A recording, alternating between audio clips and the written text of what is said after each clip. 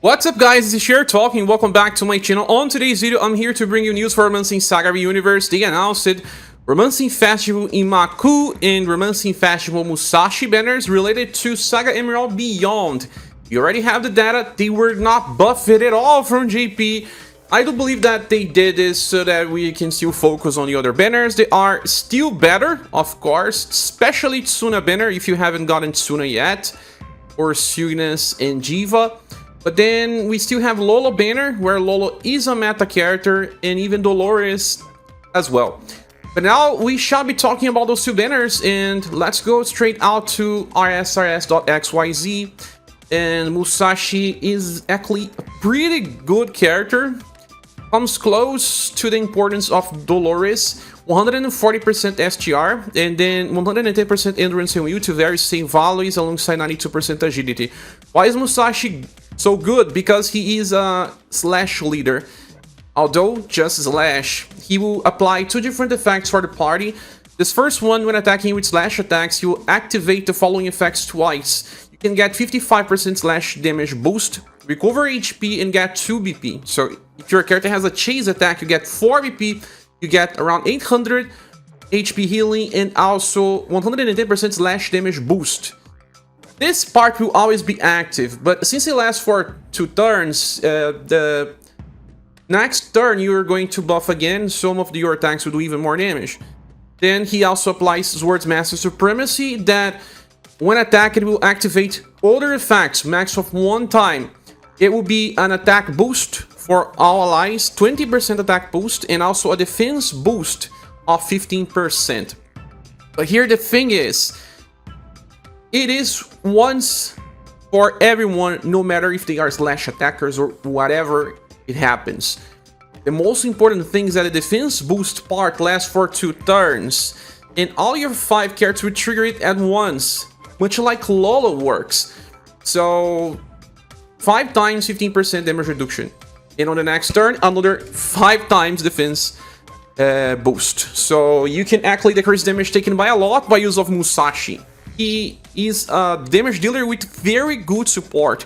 The attack boost part is different because although you can reach 100% on one turn and another 100 in the other, if you attack before the enemy you won't see the attack boost stacking. Anyway, when he attacks, he chases with Jolting Slash, a 4S power attack.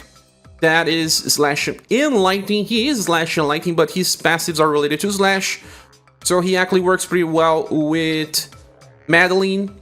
On the start of the fight, he will cast a Guard Up, very large, decrease damage taken by 50% by just that turn. Starts with 13 BP to use his best skills if you want. And also applies 1 damage block for the first hit, so that you actually can survive better on the start of fights now that they are so hard. And then on a start of turn buffs, 15% attack boost, and will also activate 2 times the following effects. Elemental Enhance Slash, that will improve 50% damage for Slash. Twice, so that means 100% for him and all the other characters that use Slash damage. Then he will also give a Weak Hit Up. This will be 50% as well, and it's just for when you use weak attacks. So the enemy has to be weak to Slash or the secondary element, like in the case of Musashi Lightning. And then he will grant himself a 50% hit up and a weak hit up also of 50%. So just from this alone, it's 200% to himself and 200 to himself again and all the others. So that's a lot of damage improvement. He then gets another 30%, reduces damage taken by 30, and then if he resists, reduces by another 40. Very nice kit. Then first skill is Lightning Cut, 2 BP for C power slash and lightning attack. It's just so that you don't have BP you're gonna use. The second one is 2 times row, slash and lightning. This is useful for run a warrior fight, but the next one as well, versus the pirate will have to fight minions as well. And then the third one is Flying Jolting Slash, that before attacking will grant another Kogutsu support to himself. So that you will actually, instead of just getting 110% slash boost, you will become then 220% slash boost for just that turn after you chase. And then you're gonna recover 4 times and then recover BP 4 times as well, for a total of 8 alongside the tree that he gets. 11 per turn if you keep using skill tree. And he can, so that he can scale his damage further and further, especially if you have characters that will be decreasing the defense of the enemy, or status buff, something that will scale Musashi damage even better. Well, Musashi is a really strong character that will give you a lot of support, offensive and defensive, and is the only 5 out of 5 in this list. But let's talk about the next one. Philosopher is 131% dexterity attacker with 98% endurance and will. As you can see, low volleys, it didn't buff. He does have 92% intelligence because he can apply the buffs. He starts the fight with 12 BP and then will grant himself area attacker 2 times per turn. And will also cast area attacker, but only 1 time for all other surviving allies. Well, that's interesting because this effect will allow you to buff status if you are using an AoE attack or a ranged attack. What are the other ranged attack? Column or row based. So much like we have, for example, Erpina that helps specific random attackers, Philosopher helps ranged attackers.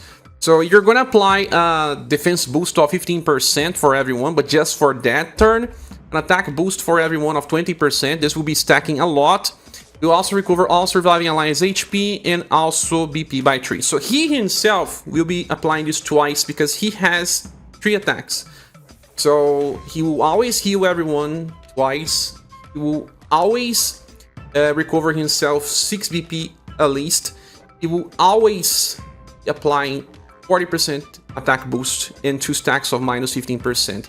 He also has another 3 BP per turn, so he has 90 at least. And that is without considering what everyone else will be doing as well. If you bring other row attackers, column attackers, area attackers, they will just keep helping each other via the attack, defense boost, and healing. But the recover is to themselves for the extra BP. And when landing an attack, he always chases with Floating Sword Ballet. This is a A-power AoE attack. So this one is a chase attack that will always guarantee that he always triggers all the other effects. And then he does have 2 different skills that will be used as a chase if he chooses those. But before, let's talk about 30% damage improvement. It then increases 80% for all ranged attacks. And if the attack is all range and also ranged, you will receive both types. This is interesting because what does that mean? It means that attacks that are far will actually be considered as ranged. And the attacks that are considered AoE, row, or column will also be considered like that. So he actually benefits from 80% 2 times for those cases. Will also reduce damage taken at all times by 30%. And on the start of a turn, he will grant all surviving allies an attack boost of 15%. Will also activate the following 5 times per battle. He will grant all range attack boost, a column attack boost, and a row attack boost. Like I said, those are the 3 types that will actually work well with him. And that means you're gonna get 150% total for each of these types. So he wants to help on Remembrance and also in Spiral and specific challenges versus multiple enemies. The problem is that we don't have that many fights where there are multiple targets.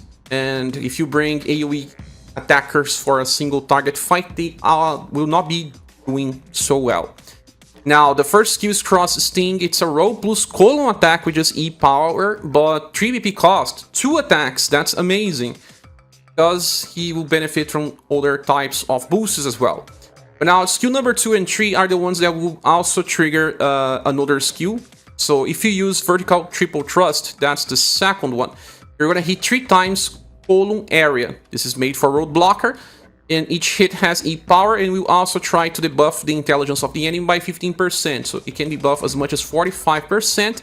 And then after this, you're gonna chase with the Jet Pierce attack. That is S power, and then again with the A power attack. So 5 hits, 3 attacks, always guaranteeing that he triggers everything. And then you can choose the other one, that is Horizontal Triple Thrust. That will be hitting the enemies 3 times as well, but for row based. So this character will do very good damage, but he's more of a niche type. He will make an impact more on Remembrance than anything else, but in some Spiral challenges he will also work So if you want to bring damage and there are multiple enemies, Philosopher is going to help you. But he doesn't bring any defensive support, so there's that. I believe that he deserves a 4 out of 5. It's hard to use, not as good as Erpina, but also useful. The next one will be BX10 EX, and we have 106% endurance and 104% will. SGR is 137 and agility is 124. This is a Mart's user and will be used on members as well, but can also be used in some fights. But BX10 is much less impactful than Diva was. Diva is much better. And BX just tries to apply more support to the party because he already has the same passive as Diva, that when attacking will grant an attack boost of 15% for everyone, 2 turns, stacks, and then buffing all the offensive status by then 15% as well. And when being attacked, it will trigger a defense boost that will decrease damage taken for everyone by 15%, only for that turn, but keeps stacking, much like Joe was, much like Wagner's was as well, in Diva, and will also buff Endurance, Will, Love, and Charisma by 15%. So this actually helps a ton, and this character is also based on Taunt, the same type of Taunt that Diva has. Also damage blocks once per turn, unlike Diva that needs to use her skill, and will then counter with Rush Plus when being directly attacking, will reduce damage taken as well. But every time that attacks without being countered, will chase 2 times with Rush Plus. This is a roll-based attack with just blunt damage. Also, by the end of a turn, recovers 3 BP for a total of 6 per turn. Rush Plus is not that strong, so it will take some buffs in order to stack damage. Kind of like how Formina works, but Formina is better, because Formina is also blunt-based, and Formina has a much better taunt. On the start of a turn, we will also grant all surviving allies a weak attack boost that will improve weak damage by 20%, just that turn. And also the resistance defense boost that decreases damage taken when resisting by 10%. Those effects will be used in other skills as well, much like the second one, that is support and will cast weakness resonance, where you're gonna get 30% damage increase when landing weak attacks, and if you get a resisted attack, you also reduce damage taken by 15%. This will happen yet again on the third skill. This one is a fast single target blunt damage attack with triple S power that will cast yet another weak attack boost. This case is also 20%. And then we'll also cast a resist defense boost that will decrease damage taken by 10%. So you have up to 3 stacks of this, but the character has a single target attack. Chases are roll based for Hana Water Fight. And the first skill can also recover HP if you don't have enough to use it. But if you do have enough BP, you will be using the third one. There is also another 50% damage reduction passive, and will cleanse ailments by the end of turns. As you can see, BX10 is similar to Diva, but much less interesting because it will only attack a lot if the enemy also attacks you directly, so that you can counter, and when you counter, you're gonna buff this first part that you get the attack boost and also offensive status buff. Diva is better because Diva does not care about the type of damage the enemy is inflicting.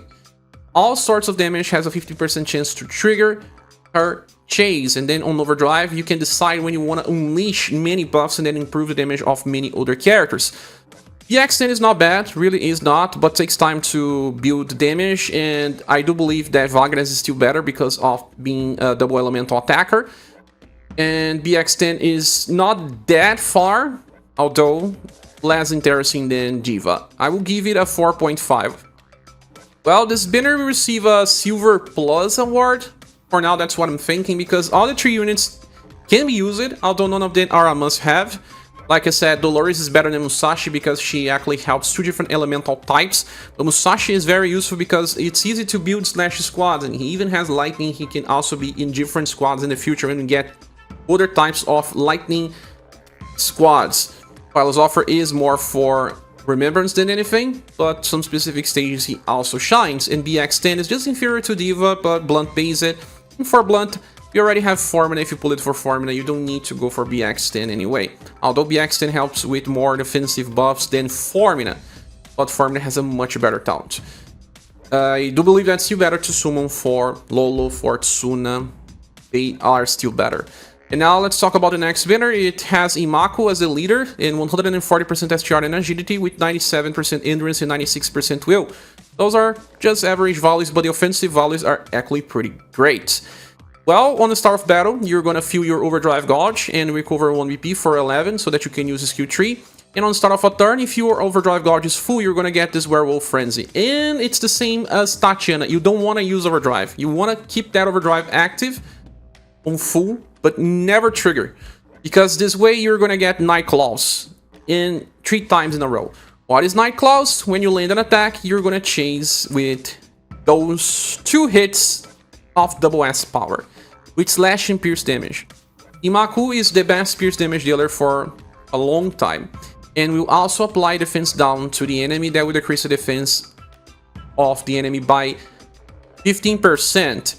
But it will also trigger 2 times, meaning that when you get to 6 hits, you can decrease the defense of the enemy 6 times in a single turn. So that means 6 multiplied by 15 and then multiplied by 3 different turns, 270% defense down.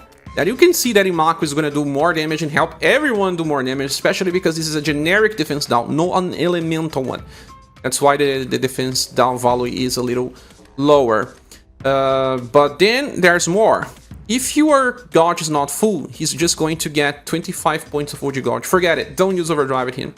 But when you activate overdrive, he is going to apply a defense boost that decreases damage taken for everyone by 30% for 1 turn. It's kind of like Tatiana, that can also have some special effects on overdrive, but it's not worth the price. On the start of a turn, you get 20% heat up to 5 times for 100% damage increase, and then end of turn, recover 3 BP for a total of 6. And then has intrinsic for 30% damage potential, and then reduce damage taken when resisting by 40 and 37% chance to evade resisted attacks. So as you can see, Imakoo doesn't have that much damage potential from passives. He needs help from other characters that will improve his damage, like Musashi will improve for this last part. Then first skill is just free, slash and pierce for the power, not great. The second skill, it's what makes Imakoo become super good. It can only be used once per battle and will not recharge, but for 10 turns you're going to decrease the BP cost of your skills by 5. And then guarantee an offensive boost of weak heat up that will improve weak damage by 50%. So that already deals double S power attack. So you use this on turn 1 and you will already chase twice. And then on the second turn you're going to use Flash Claw in all other turns. This attack will give you extra force. When landing weak attacks, you're going to get a 50% damage improvement for the end of the calculation, and when using slash attacks, you then improve by another 25% on the end. So you can get a 75% damage increase on the end of the calculations. So you use this attack, improve 75% damage for all your 6 double S power attacks. That will also decrease the defense of the enemy by so much.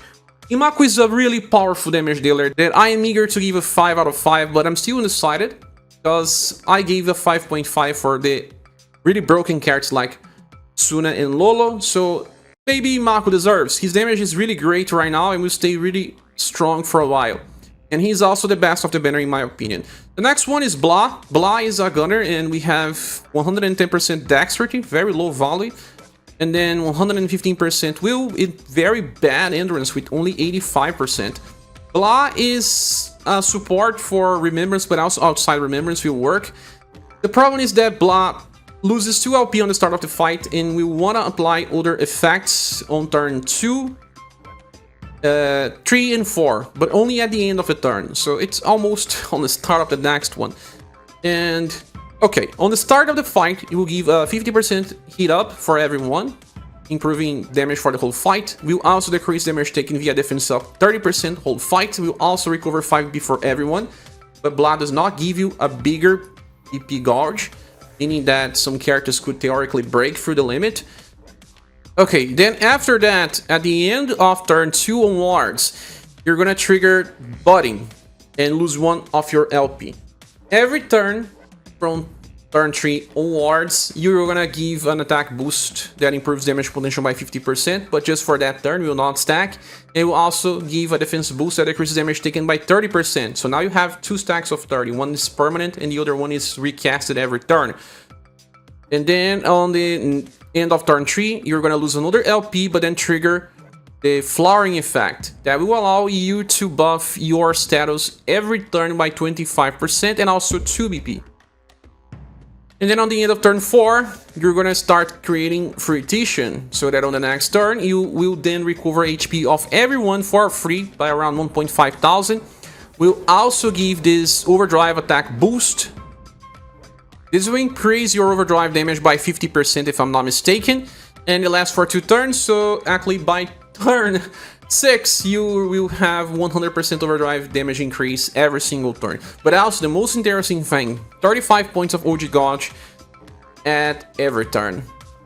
5 onwards. So there's a problem. Blah will start giving you the best buffs from turn 3 onwards. And you're gonna have 2 stacks of 30% damage reduction, some damage improvement, some status buffs, some BP. You kind of have a little bit of everything. But most of what you get here, you can also get with Lolo, save for the overdrive mechanics. And most of what you can get here can also be gotten from Tsuna without considering the overdrive mechanics. Tsuna buffs status, Lolo doesn't, but Lolo gives you more defense boost and more attack boost, where Tsuna gives you more healing and a little bit more BP generation.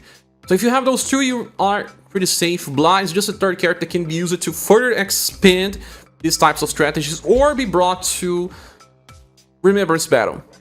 Here we have also another 15% defense boost and also 3 stacks of defense up 5%. So even more defenses, but even then it doesn't beat Lolo or Tsuna. And will be on 5 BP per turn, and then we'll get another 2, so total of 7 depending on the turn you're talking about. 30% damage increase, and then a 40% damage reduction when resisting, with 37% chance to evade resistant attacks. Skill number 1 is a free skill that can recover HP for everyone. That's helpful. But from turn 5 onwards, we are already healing a lot, so it's more for when you may need extra healing on start. The second skill is AoE Blunt, C power, and has a chance to debuff the enemy will by 30%, and also tries to apply stun with medium chance. This was totally made for Roadblocker to help you there, because it can debuff will and stun, and that's what you need in that fight. The third one, Radiating Flower, is a single target attack that will recover the HP of Blah for more than 2000 and then apply a defense boost to herself only. That decreases damage taken by 25%, lasts for 2 turns and stack, and also buff all surviving allies, endurance, fuel, love, and charisma. This is made for any type of challenge that you need extra support because of the endurance and wheel buffs. But right now we can buff much more than this, and this is not really that great. I do believe that the best stuff from Blah comes from passive than from the active skills. The Blah is also very useful if you skip it Professor or if you skip it Rose, that you can still use Blah with one of those two, but the 3 together is kind of overkill in my opinion. It's not really necessary. Blah is good, but there is some problem with LP. You're gonna end up with only 1. If you die once, it's over, and it also takes time to build and use the best setup. So I do believe Blah deserves more of a 4 out of 5 because of that. Then the last character will be Ivar, and we have here 95% endurance and really bad will with just 89. 124% dexterity is also not great. Very bad status distribution, but 101% intelligence because he can also use ailments. There's 30% damage improvement at all times, alongside an 80% damage improvement at all times, and then 30% damage reduction and another 30% damage reduction. Then he's gonna cast Extreme Heat Up for 30% 2 times. So we have 170% damage increase at all times after turn 2. Now, on the start of battle, we'll feel the overdrive guard of everyone. And on the start of a turn, we'll always recover 3 BP to self, so 6 BP per turn. Then we'll grant all surviving allies an attack boost of 15%, and also an Overenhance that will improve overdrive damage by 50%, 3 times per battle. So on turn 3 onwards, that is 150% for everyone when using overdrive. Also, when attacking on overdrive, is gonna chase 2 times. First with Proton Rocket Plus, that is triple S power roll attack with blunt and heat damage that can inflict instant kill. For Siegfried, but that's old, and for the Hana Water Remembrance fight. But also Bust Shelter, that is also roll based and applies defense down, 15% defense reduction, for 3 turns can stack. So very helpful to defeat the minions of Hana Water, but also Butcher in the future.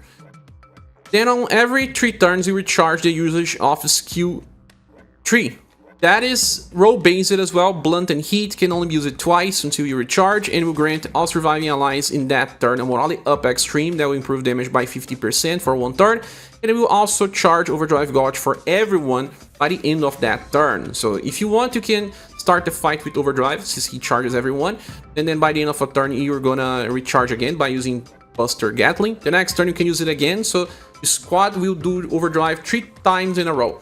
And then on turn 4, you can use Buster Gatling again because you recharge it via that skill. But there's no other way to give OG points when using Ivar, so you can use him for challenge wells, for Hana Water and Butcher, but I don't think that he gives enough reasons to use on real challenges. There is also Bust Shelter, the same attack that you get on Overdrive, but here you can reach 20% defense down. And skill 1 that can debuff endurance and will of the enemy, that can help you decrease will status if you are still having difficulty with World Blocker. And Ivar and Blah are on the same banner, so bring both, it will be very easy to stun. There's nothing else about Ivar, he's more of a replacement and an upgrade over Silence. It's not really better than Aldora, since Aldora brings more sustain to the party via defense boosts. So Ivar lacks a lot in my opinion, and it's not so easy to bring Overdrive specialists if they are not bringing something else. I would say Ivar deserves 3.5 out of 5, and it's the less interesting character out of the bunch. Anyway, this banner only receives a silver award, and is the less interesting one in my opinion. Even through Imakoo is nice. It seems to be easier to go after Musashi because it is easier to make slash squads. I'm still unsure about the grades, but if you don't agree with me, or if I said anything wrong, please correct me and tell me your opinions on the comments section. Anyway, I do believe those banners are very skippable, the other ones are better, and Romancing Saga 3 banners are coming and they have 4 characters each, maybe more interesting summoning 4. That's the end of the video, thank you so much for watching, please subscribe if you haven't, and if you want to support the channel, we have links on the description. I hope to see you soon in the next one. Goodbye.